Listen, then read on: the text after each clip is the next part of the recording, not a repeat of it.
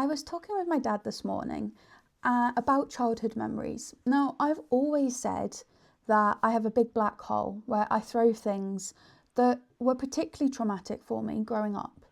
And because I've been working through this with my amazing therapist, she knows who she is. Because of that, I've started to uncover different memories that I didn't even realise I had. But what the big difference was my dad identified that. We were having a conversation and he could go, you wouldn't have been able to remember that a couple of years ago, or even last year. By working on understanding emotional triggers, I've realised that the memories are there. I've always said I have an awful memory because I shoved things into this black box. But actually what I was doing was trying to contain disappointment. Not disappointment in myself, but the way that my actions disappointed other people. And once I started to notice that, I've realised I do it less now. I don't apologise half as much as I used to on being me. And that's something that I think is really important, especially with my channel here.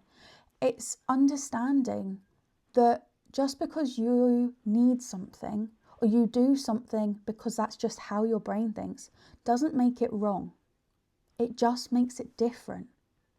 And working through that has been the biggest impact.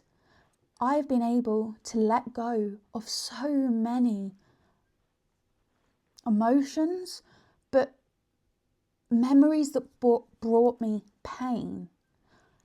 I can remember a lot of it now, but there's no pain there because my parents did the best that they could do with the knowledge they had at the time. Yeah, I was a walking red flag for autism. We understand that. There is no denying it. But because my parents didn't know enough about it, it was always put down to bad behaviour. And as my dad and I were talking, I realised a little bit more that the outlet that I used growing up was sports and getting out the house, being in nature. And I've done that my entire life until 4 years ago. If anything was going on or I felt like I was disappointing somebody and I needed to get out because I was causing a problem for them, I would either go play sport, take the dog for a hike, I would go out. And it's in the process of learning that that's not an option for me anymore, that I've actually had to really sit and think about how to express that. When actually what I really needed to do was address the original issue, which was feeling like I was disappointing somebody or I wasn't being enough for somebody. But now,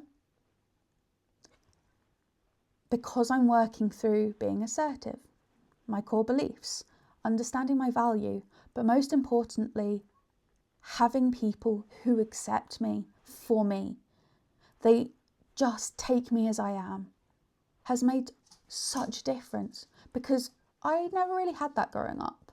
I always felt different. I always saw people getting through things so much quicker and easier. And then I met the amazing people at SOCI and the female entrepreneurs that are throughout Dumfries and Galloway. Seeing them be unapologetically themselves and trying to pick up and build their business has taught me so many skills about how I talk to myself. So, sorry, bit of a long, rambly one today, but I think it's important. Remember that being different isn't bad. It's just being different, and different can be crazy, brilliant, frustrating, annoying. But none of that is wrong. Remember that. I'm trying to every day.